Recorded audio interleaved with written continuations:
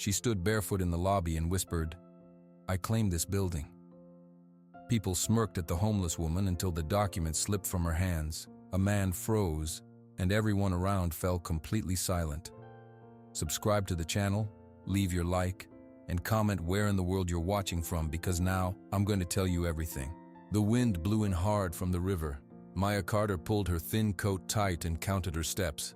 100, 200. She stopped at her usual grate. The metal was warm from somewhere deep below the street. It was her spot. Maya Carter. The voice was not one she knew. It was not the rough sound of the street. It was clean and careful. Maya looked up, her eyes moving from the man's shiny shoes to his mouth. She did not look at his eyes. A man in a gray suit stood there. He held a briefcase. He was old, with white hair. He did not smile, but his face was not mean. "Go away," Maya said. Her voice was a dry leaf. "My name is Alfred Henderson. I am a lawyer. I have been looking for you for a very long time." He knelt down. The knees of his suit touched the dirty sidewalk. He opened his briefcase. He took out a large white envelope. "This is for you." Maya stared at the envelope. It was clean. It looked heavy. "I don't take things. This is not a thing. It is yours. It was always yours." He held it out. "Your mother, Eleanor. She loved you very much." The sound of her mother's name was a physical shock. Maya stopped breathing. The city noise faded. She looked at the man's hands. They were steady. "What is it?" she whispered. "It is proof," he said. "Proof that she loved you, and proof that you are the owner of some property, a very valuable property. It belongs to you today on your 21st birthday." Maya shook her head slowly. Her heart beat fast in her chest. This was a trick, a bad trick. "I don't have a birthday. You do, today, May the 5th. Mr. Henderson placed the envelope on the grate next to her. "The document inside is a deed and a will. It states that the land under the building known as the Vertex Tower in downtown Chicago was held in a trust for you. The trust became active today. The building is yours."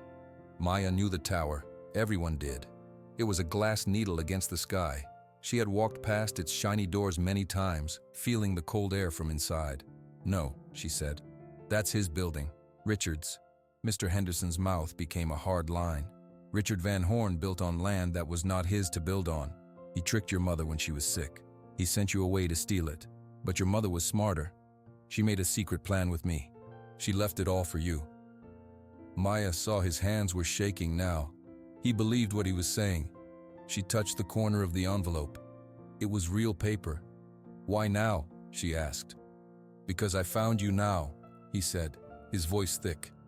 "I am so sorry it took so long. I looked in every group home. I talked to so many people. I almost gave up. Then a social worker remembered a girl with your name. She said you might be near the river." Maya pulled the envelope onto her lap.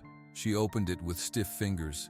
Inside were many pages. The words were small and crowded, but at the top of one page she saw her name, Maya Elizabeth Carter, and her mother's name, Eleanor Marie Carter Van Horn. She saw the words "The Vertex Tower" and "Sole Owner." Her eyes burned. She looked at the city around her, the dirty street, the rushing cars, the gray sky. It all looked the same, but it was different. Something had changed. "What do I do?" she asked the lawyer. "You take that paper," he said, pointing to one page that looked official with a gold seal. "And you walk right into that building. You show it to the first person you see. You say, 'This is mine.' The law is on your side, Maya. I will be right behind you." Maya looked down at her dirty clothes, at her one bag with all her things. She thought of the shiny lobby floor. She thought of the people in suits. She thought of Richard's face, a face from a bad dream. She was very scared, but under the fear, a small hot coal began to glow. It was a feeling she had not felt for many years. It was hope. She stood up. Her legs felt weak. She put the important paper back in the envelope. She held it against her chest with both hands. "Okay," she said. She started walking. Mr. Henderson walked a few steps behind her. She did not know if this was real, but the paper was real in her hands. Her mother's name was real on the page. For the first time in a very long time, Maya Carter had something that was truly hers, and she was going to take it. The walk felt like 100 miles. Maya held the envelope so tight her fingers hurt. The big glass tower got closer and closer. It blocked the sun. Mr. Henderson walked a few steps behind her, a silent shadow. She stopped at the bottom of the wide steps. People in perfect clothes flowed around her like water around a rock. They talked on phones. They carried smooth coffee cups. No one looked at her. She was part of the sidewalk. "This is the place," Mr. Henderson said softly. "Just walk in." Maya took a deep breath. She walked up the steps. The automatic doors slid open with a quiet sigh. Warm, perfumed air washed over her. Inside, the world was made of light and echoes. The floor was a mirror of pale stone. Her own dirty reflection walked with her. The ceiling was higher than the sky. A huge metal sculpture hung in the middle of the room, turning slowly. The sound of a piano played from somewhere unseen. People sat in low chairs. They talked in quiet voices. A woman in a blue dress looked up from her desk. Her smile disappeared when she saw Maya. She picked up a phone. Maya felt every eye, her heart beat in her ears. She looked for a wall to stand near, but the room was open. She was exposed. Then she heard a loud, smooth voice. "And this marble came from Italy." Each piece was hand-selected.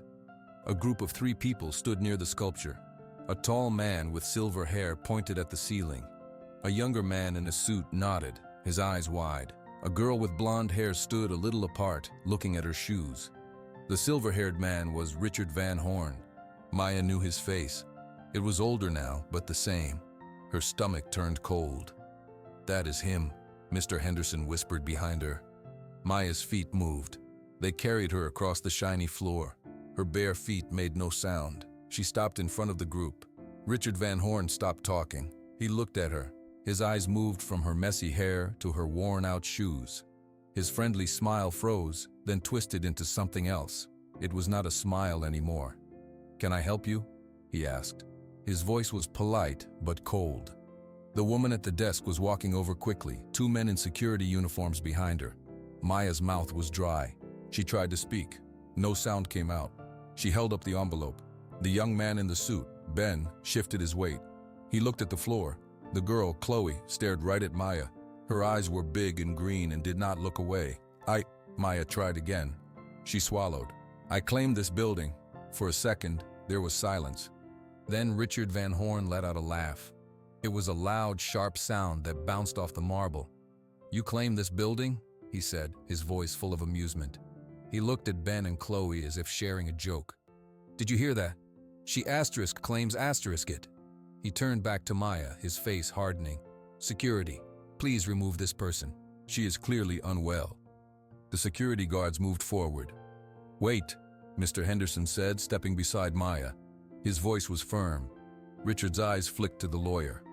A tiny crack appeared in his confidence. He knew that face. Maya's hands were shaking. She fumbled with the envelope. She needed the paper, the important paper. Her fingers felt thick and stupid. The envelope slipped from her grasp. It fell to the floor. The main legal deed, folded once, slid out. It skimmed across the smooth, polished stone. It spun in a slow circle. It came to a stop, resting against the shiny toe of Richard Van Horn's expensive black shoe. He looked down to kick it away. A small, annoyed motion. Then he stopped. He saw the writing. He saw his own name. Richard Van Horn. All the color drained from his face. It became the color of the marble. His mouth opened. His eyes were wide. The whole great lobby was suddenly, perfectly silent. The only sound was the soft, faraway piano. Richard Van Horn did not move. He just stared at the paper on the floor, as if it were a deadly snake. No one moved. The 2 security guards stopped. They looked at Richard Van Horn's face. They waited for an order. He gave none. He was a statue staring at the folded paper against his shoe. Ben Miller watched his boss. He saw the blood leave his face. He saw the tiny shake in his hands. This was not the reaction of a man dealing with a crazy person. This was the reaction of a man seeing a ghost. "Sir?" Ben said quietly.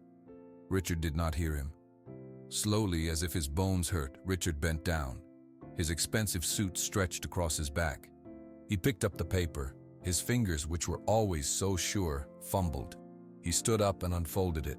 His eyes scanned the lines. His lips moved without sound. The paper rattled in his grip. Maya watched him read.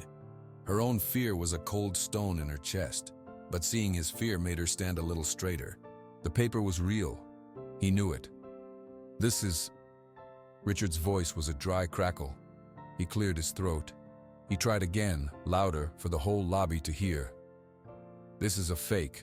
A very good fake, but a fake. He looked at Mr. Henderson.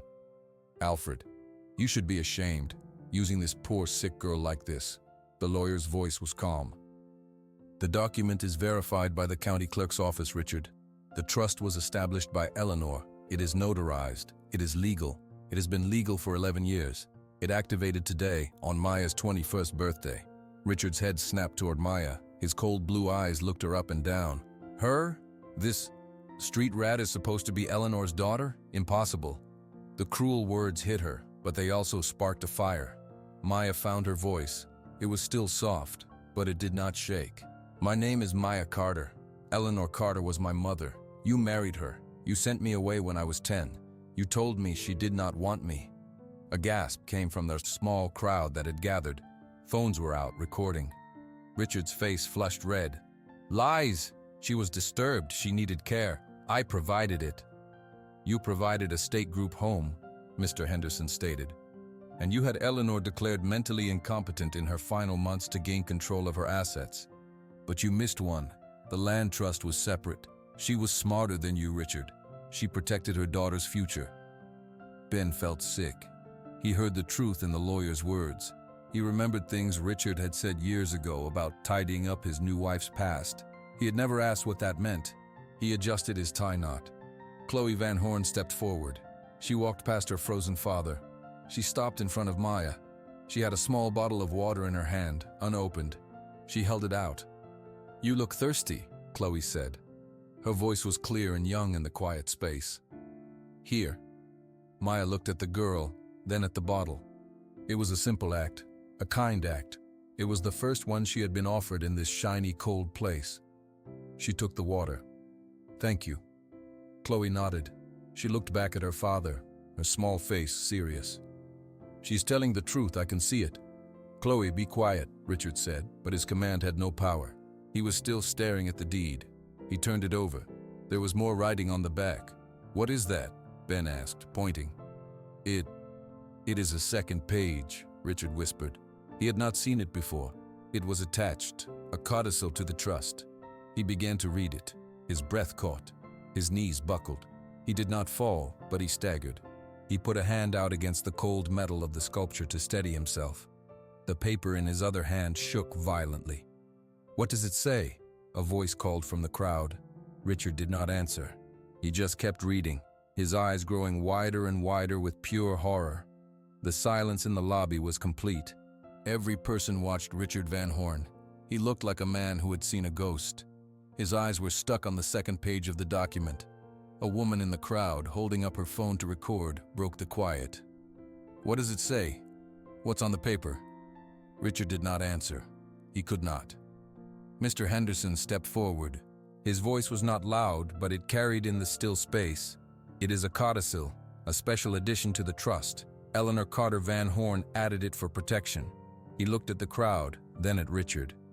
It states that if Richard Van Horn ever attempted to dispute the trust, or if he was found to have acted against her daughter's interest, a penalty would trigger. He would forfeit all other assets he gained through their marriage. Everything. A murmur rippled through the people. Ben Miller felt the floor tilt under his feet. Asterisk forfeit everything. She knew, Ben whispered, more to himself than anyone. Richard finally looked up from the paper. His eyes were wild. They landed on Maya. She was sick. She didn't know what she was signing. She knew exactly what she was signing, Mr. Henderson replied. She knew you. She told me so. She said, Richard likes shiny things, but he must not take what belongs to my girl. So she made a trap, and you walked right into it. Maya listened, the unopened water bottle cold in her hand. Her mother's words, described by this lawyer, painted a picture she could almost remember. A smart woman, a careful woman. Tell us, Chloe said. Her voice was small but firm. She looked at Mr. Henderson. Tell us about Maya's mother. Tell us what happened. The lawyer nodded. He turned to include the whole gathering. Eleanor Carter was a smart businesswoman. She owned a small but very valuable piece of land here in downtown Chicago. She had one child, Maya. They lived happily for many years. Then she met and married Richard Van Horn. Richard made a choked sound but said nothing. For a time, things were good, Mr. Henderson continued. But then Eleanor became ill. It was a long sickness. Richard saw his opportunity. He went to the courts. He said Eleanor was too sick to make decisions. He had doctors he paid say she was not in her right mind. While she was weak, he had her sign papers giving him control, and he made a decision about Maya. Maya's eyes were fixed on the lawyer's mouth. She was hearing the story of her own life, the parts she never understood. He told a 10-year-old girl that her mother needed peace, Mr. Henderson said, his voice growing hard. He told Maya that her mother did not want her anymore. He put her in the system, a state group home. Then, he took the land. He built this tower. Eleanor died soon after, heartbroken and believing her daughter was lost. Tears were streaming down Maya's face now. They made clean tracks through the dirt on her cheeks. She did not wipe them away. But it was a lie, the lawyer said. Eleanor never stopped looking for a way to protect Maya. She found me. We created the secret trust. She signed it on a good day when her mind was clear. She said, "This is for my Maya. Give it to her when she is safe." I have been trying to find Maya ever since, to give her this. He gestured to the paper in Richard's hand. Chloe turned to her father. Her face was pale. "You told me my stepsister was gone. You said she was a bad memory for Mother. You lied." Richard finally found his voice. It was a desperate scrape. "It was business. I built all of this. This is my life's work." "You built it on a lie," Ben said suddenly. The words came out before he could stop them. Everyone looked at him. He was staring at Richard, his own mentor, and seeing a stranger. "You built it on hurting a sick woman and a little girl." The truth, spoken aloud by the person who worked closest with him, seemed to crush the last of Richard's strength. The paper fluttered from his fingers back to the floor. He did not move to pick it up. He just stared at the shiny surface, his future crumbling in the reflection. The words hung in the air. Asterisk. You built it on hurting a sick woman and a little girl. For a moment, Richard Van Horn looked truly broken. Then, his face hardened. The fear in his eyes was pushed out by a hot, desperate anger. He pointed a shaking finger at the deed on the floor. "That document is a fake, a forgery." His voice was a shout now, bouncing off the marble. He was talking to the whole lobby, to the phones recording him. "This girl is clearly unstable. This lawyer is a fraud. They are trying to steal my life's work." He turned to the security guards who still stood frozen. "Remove them, now. Take that paper as evidence." The guards looked at each other, unsure. The old lawyer spoke with quiet authority. The young girl was crying. Their boss was screaming. They did not move. Ben watched Richard's performance. He saw the man's wide eyes, the sweat on his temple. He saw him polish the face of his watch with his thumb, a quick, nervous motion. Ben had seen that gesture 100 times in boardrooms. It was what Richard did when a deal was going bad, when he was lying. Something inside Ben cracked open. The young man who wanted to please, who wanted to succeed, stepped back. He saw everything clearly. Richard was not a powerful man fighting off a lie. He was a guilty man caught in the truth. "I don't think it's fake, Richard," Ben said. His voice was quiet, but it cut through the noise. Richard spun to face him. "What did you say?" Ben met his gaze. He felt sick, but he did not look away. "I said, I don't think it's fake. The lawyer's story makes sense. It explains things." "What things?" Richard snarled. "Things you said," Ben replied. He felt all the eyes in the room on him. "A long time ago, about how you had to clean up Eleanor's past. I never asked what that meant. I should have." Chloe was still standing near Maya. She looked at Ben, and for the first time, she saw him not as her father's helper, but as his own person. He was choosing a side.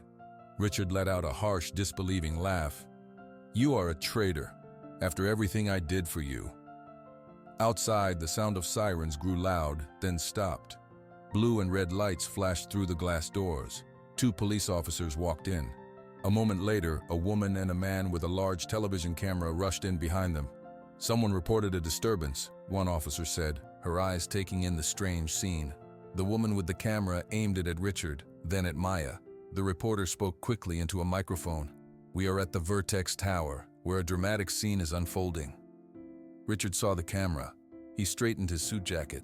He tried to put on his public face, but it was a cracked mask. "Officer, this is a private matter. These people are trespassing and attempting fraud." Mr. Henderson bent down and picked up the deed from the floor. He handed it calmly to the police officer. "This is a legal property deed. This young woman is the rightful owner. The previous owner, Mr. Van Horn, is experiencing some distress upon learning this news." The officer took the paper and began to read it. Maya watched it all happen. The screaming man, the police, the bright camera light. It was too much noise, too much movement. She felt the old urge to shrink back, to find a dark corner. But she did not. She looked at the paper in the officer's hand. Her name was on it. Her mother's name was on it. She stood up straight. She wiped the tears from her face with the back of her hand. The camera light found her. For the first time in her life, people were not looking away from Maya Carter. They were looking asterisk at asterisk her. They were waiting to hear what she would say. The police officer with the deed held up a hand. The reporter stopped talking. Everyone watched as the officer listened to the recordings on Ben's phone. His face grew serious. He nodded to his partner. The other officers stepped toward Richard Van Horn. "Sir, we need you to come with us. We have questions regarding these allegations." "Allegations?" Richard sputtered. "From a disloyal employee and a homeless girl? This is insane." But his eyes kept darting to the folded paper in the first officer's hand. Not the deed, the second page, the codicil. Mr. Henderson saw where he was looking. The lawyer spoke to the officer. "There is an important addendum attached, officer. A codicil to the trust. It outlines specific penalties." The officer unfolded the page. He read it silently. His eyebrows rose. He looked from the paper to Richard. "It says here that if you contested the trust or were found to have acted against the beneficiary's interest, you would forfeit all marital assets gained from Eleanor Carter Van Horn. Is that correct?" Richard's arrogant posture collapsed. His shoulders slumped. "She was sick," he whispered. But the fight was gone from his voice. "The legal document states she was of sound mind when this was created," the officer said, his tone neutral. "This is a civil matter, but given the potential fraud and the evidence on this phone, we will be investigating further. You need to come to the station." The reality of it all seemed to crash down on Richard at once. The police, the camera, the people watching, his own protege betraying him, and the paper, the terrible, clever paper his wife had left behind. He wasn't just losing the tower. He was losing everything, every dollar, every car, every other property he had built using Eleanor's land as his foundation. The codicil would pull it all out from under him. A low, wounded sound escaped his throat. He stopped looking at the police. He stopped looking at the camera. He looked only at Maya. He took 2 shaky steps toward her. Then his legs gave way. He did not stand tall. He fell to his knees on the cold, shiny floor right in front of her. "Please," he said. His voice was raw and broken. "Maya, please." Maya took a step back. She was not used to people being this close. She was especially not used to a powerful man on his knees. "I am sorry," Richard begged. Tears were in his eyes now, real tears of panic. "I was wrong. I was a fool. Please do not let this happen. Do not take everything. I will give you the tower. Just not the rest. Please." Chloe made a small, hurt sound. She had never seen her father like this. He was always in control. Now he was crumpled on the floor. Ben looked away. He felt shame, but he also felt a grim satisfaction. The truth was out. Maya stared down at the man. This was the person who had told a 10-year-old girl that her mother did not want her. This was the person who had left her to the system, to the streets, to the cold grates. For years she had dreamed of seeing him. In her dreams, she was angry and loud, but now, faced with him, she felt nothing but a deep, tired cold. "You told me she didn't want me," Maya said, her voice barely above a whisper. "You were the one who didn't want me." Richard reached out a hand as if to touch her worn-out shoe, but pulled back. "I can make it right. I have money. I can help you." "You have nothing," Mr. Henderson stated flatly. "Not if the terms of the codicil are enforced, which they will be." The finality of the lawyer's words broke Richard. He put his face in his hands. His body shook with silent sobs right there in the middle of the lobby he had built. The police officer gently took his arm. "Sir, you need to stand up now. Come with us." Maya watched as they helped the sobbing man to his feet. She watched as they guided him toward the doors. The camera followed them.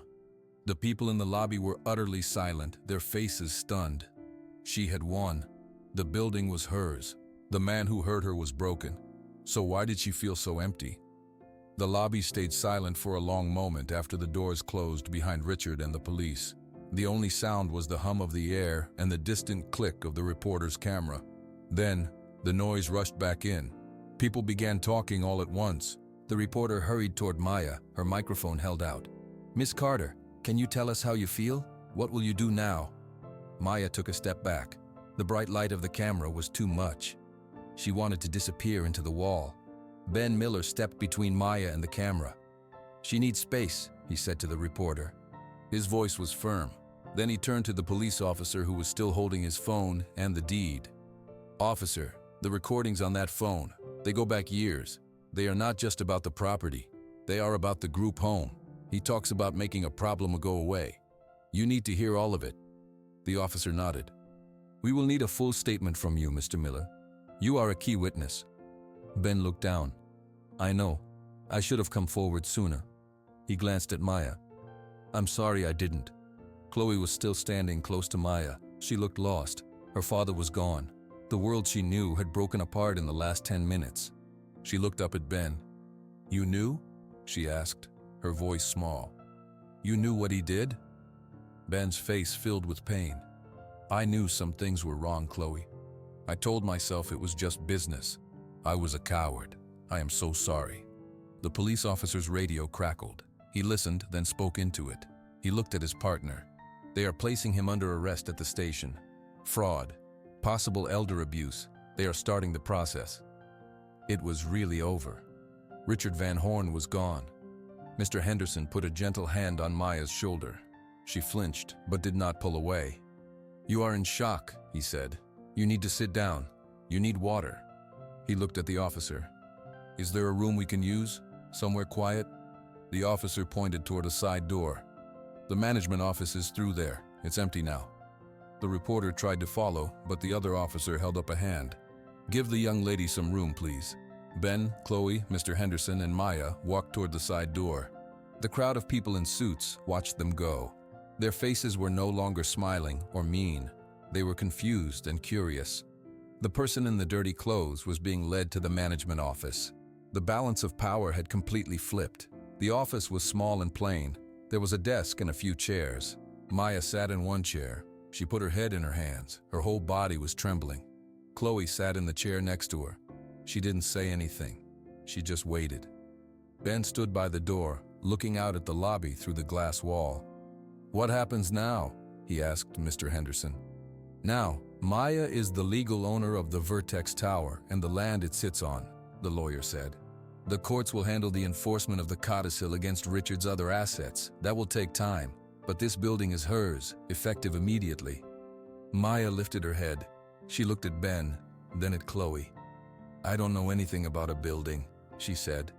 Her voice was full of tired wonder. "I don't know what to do." Ben turned to face her. He looked earnest. "I do. I know everything about it. The operations, the tenants, the finances. I ran most of it for him." He paused, choosing his words carefully. "I want to help you. I need to help you.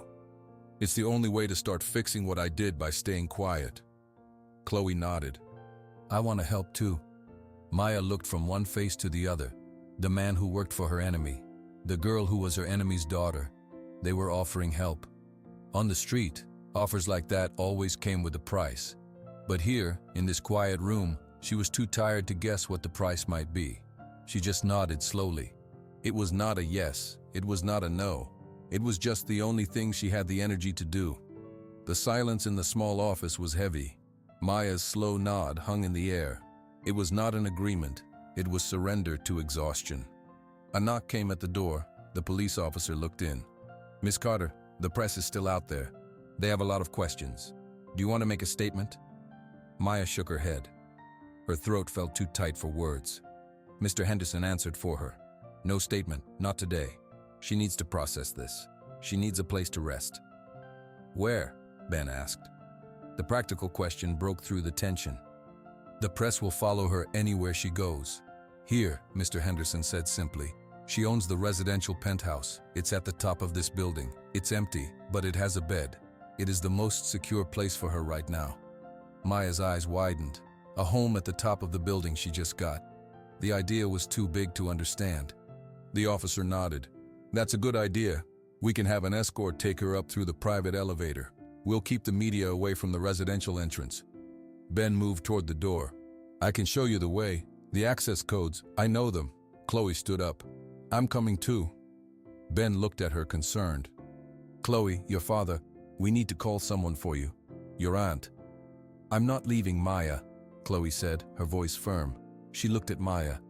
You shouldn't be alone. Maya did not know what to say to that. On the street, being alone was safety. Now, the thought of being alone in a giant, empty apartment at the top of the sky filled her with a deep, cold dread. She gave another small nod. They left the office. The main lobby was still full of people and camera lights. The officer led them quickly to a different elevator, hidden behind a wooden panel near the back. He entered a code. The doors opened silently. The elevator was all mirrors and soft light. It began to move up. Maya felt her stomach drop. She watched the numbers above the door light up, counting the floors. 20, 40, 60. The numbers kept going. No one spoke. Ben stared at his own reflection, avoiding everyone's eyes. Chloe watched Maya's face in the mirror. The doors opened directly into a room. It was not a hallway. It was a vast, open space with windows on every side. The sun was setting over Chicago, painting the sky orange and purple over the lake and the streets below. The room was empty except for a single modern sofa and a glass table. The floors were dark wood. It was clean and silent and terribly cold. Maya walked in. Her feet, still bare, made no sound. She went to the window. She looked down at the city. She saw the river, the grid of streets, the tiny cars. She saw the grate by the river. So far below, it was just a dark speck. This is it, Ben said, his voice echoing in the empty space. The living area. The bedroom is through that door. The kitchen is over there. It's fully stocked. He never really lived here. He just used it to impress people. Mr. Henderson walked in, carrying Maya's small bag from the street. He set it down gently by the sofa. I will handle all the immediate legal matters. You should try to sleep. Ben shifted his weight. Maya, I am so sorry. For everything. For not stopping him. For not asking questions. I want to help you now, if you'll let me. Chloe walked over to Maya by the window. She didn't say anything. She just slipped her hand into Maya's. Her hand was small and warm. Maya looked from the huge, cold city outside to the small, warm hand in hers. She looked at Ben's guilty face. She looked at the lawyer who had kept her mother's promise. She owned a home that touched the sky, but it felt more empty and strange than any street grate ever had. Okay, she whispered, not sure what she was agreeing to. Tomorrow. The word tomorrow felt like a promise to the others. To Maya, it felt like a threat. The giant windows went black, reflecting the lights of the city and the dim shape of herself in the empty room. Mr. Henderson left to deal with the law. Ben took Chloe to her aunt's house for the night. He promised to return in the morning. Then, Maya was alone, truly alone in a way she had never been on the street. There she could hear the city breathing. Here, there was only a deep, sealed silence. She found the bedroom. The bed was vast and covered in soft, white cloth. She touched it. It sank under her fingers. She took off her coat and shoes. She lay down on top of the covers, on the very edge of the bed. The softness was wrong. It felt like it would swallow her. She was used to hard, unyielding surfaces. She got up and sat on the floor, her back against the wall. That was a little better. Sleep did not come. Every sound, the quiet hum of the refrigerator, the groan of the building's bones, made her eyes snap open. She stood up and walked. She walked through every room.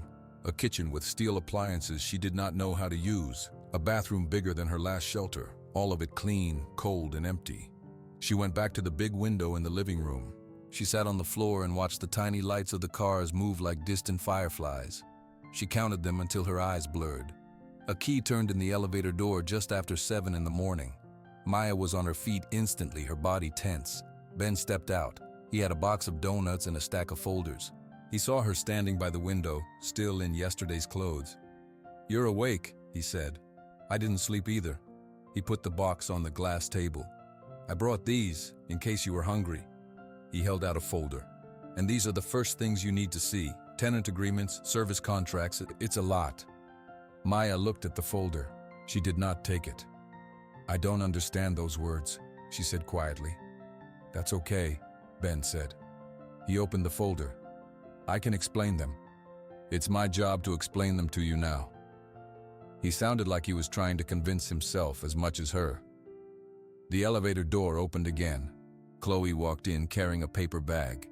She looked tired but determined. "Hi," Chloe said. "My aunt made eggs and toast. She put them in containers. They're still warm." She took the containers out of the bag and placed them next to the donuts. Maya looked at the food, real warm food made by someone in a kitchen. Her stomach growled. She had not eaten since the old apple the day before. She took a small step forward. "It's for you," Chloe said, pushing a container toward her. Maya picked up a piece of toast. It was buttery and warm. She took a bite. It was the best thing she had ever tasted. She ate slowly, watching Ben and Chloe over the food. Ben started talking again. He pointed to a line on a paper. "This is a lease. It means a company pays you money to use an office on the 42nd floor. The money is due on the first day of every month." Maya swallowed her food. "How much money?" Ben told her. The number was so large it meant nothing. It was just a sound. "And there are 64 more leases like this one," Ben said. Maya put down her toast. She felt dizzy. "I can't do this." "You don't have to do it today," Chloe said. "Just today, you just have to eat the eggs." Ben closed the folder. "Chloe is right. One thing at a time." Maya looked from Ben's earnest face to Chloe's hopeful one. They were here.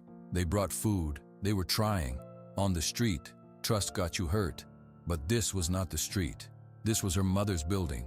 Her mother had trusted Mr. Henderson, and he had found her. "Okay," Maya said. "One thing."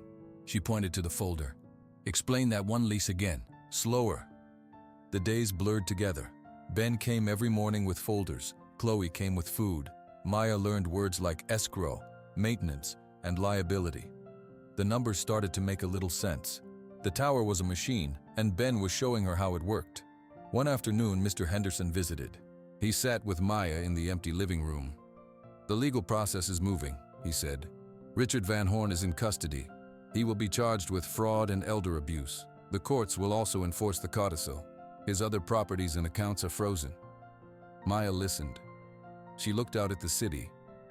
"What happens to him?" she asked. "He will go to prison for a number of years," the lawyer said. "And when he gets out, he will have nothing. The law will decide his punishment." Maya nodded slowly. "And what do I have to decide?" Mr. Henderson looked at her gently. "You have to decide if you want to see him. You have to decide if you want to speak at his sentencing. You have to decide if you forgive him. Those are personal choices. The law does not make them for you." That night, Ben and Chloe stayed late.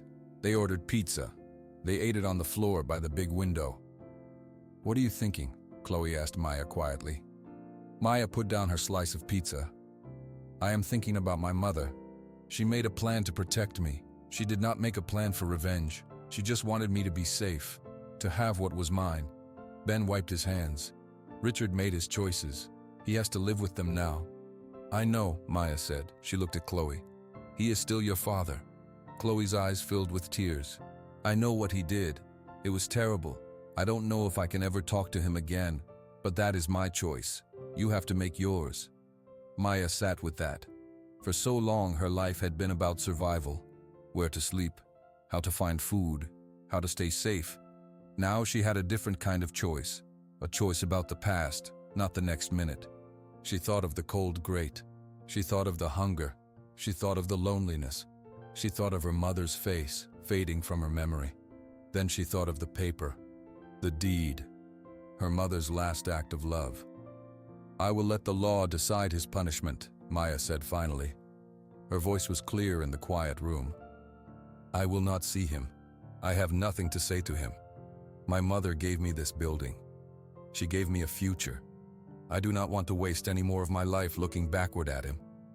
Ben let out a long breath. He nodded. Okay. Chloe reached over and squeezed Maya's hand. Maya looked away from them, out at the dark city dotted with lights. Her city. This was my mother's love, she said, more to herself than to them. Now I will learn how to take care of it. The next morning, she asked Ben a question. How do you run a building? Not the papers, the real part, the people part. Ben smiled, a real smile for the first time in days. You start by walking through it. You meet the head of security. You meet the head of cleaning. You say hello. Maya felt a flicker of fear. People looking at her, judging her. But it was a different fear now. It was not about survival. It was about doing something. Okay, she said, let's start. She owned a home that touched the sky. It was time to learn how to live in it.